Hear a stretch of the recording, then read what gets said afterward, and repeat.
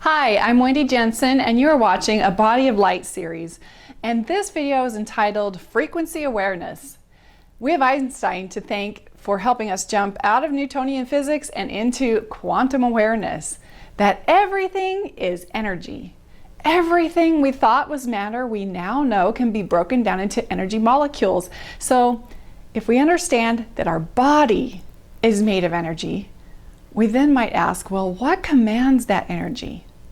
As far as the science I understand explains it, our thoughts, our beliefs, and our emotions are the subtle energy forces that manipulate the physical dimension.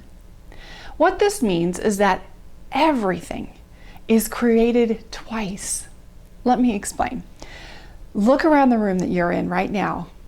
Everything you see was first created using the subtle creative energies of thought, belief, and emotion. Let's take a chair, for instance. Someone had the thought to create the chair. They believed that it could happen. And then they were emotionally inspired or motivated to create the chair, which put the energies in motion, so they began looking for and collecting the ingredients, the tools and materials to create the chair. Until those subtle energies, those invisible energies were activated, the chair did not exist except within the mind. Everything is created twice. First in the invisible world of the mind, and then in the physical world. The same is true about our body, but we are recreating our body daily, minute by minute, with our thoughts, our beliefs, and our emotions. They're all working together and contributing to the creation of your body, whether you know it or not. And most of the time, you're participating in creating your body unconsciously, based on a combination of things. And I'm going to list 3 of those main things that contribute to creating your body. Number 1 are the programs that are embedded into your subconscious mind. Those programs are embedded both genetically and through your experiences, or rather how you perceived your experiences. These programs have been deeply influenced by your upbringing, by your culture, the media, your religion. Number 2, the second thing that contributes to the creation of your body are the nutrients that you provided, or the physical building blocks that you're using to create your physical body. That's what you're eating. And the third thing that contributes to the creation of your body is this presence of the being or the entity that created you.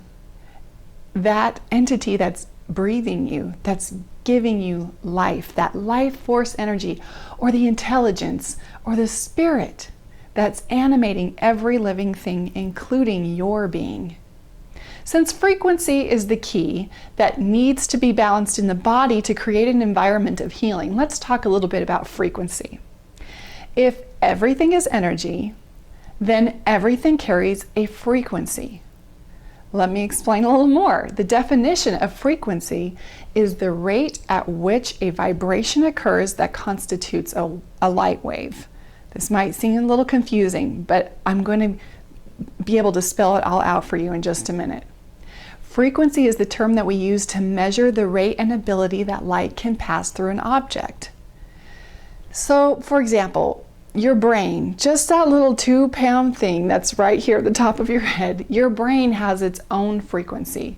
In fact, so does your heart and your kidneys and every organ in your body. It has its own frequency. And your body has a collective frequency of all of those things put together. You are already a being of light. The frequency that you carry is determined by whether you're resonating at a low vibrating or a high vibrating frequency.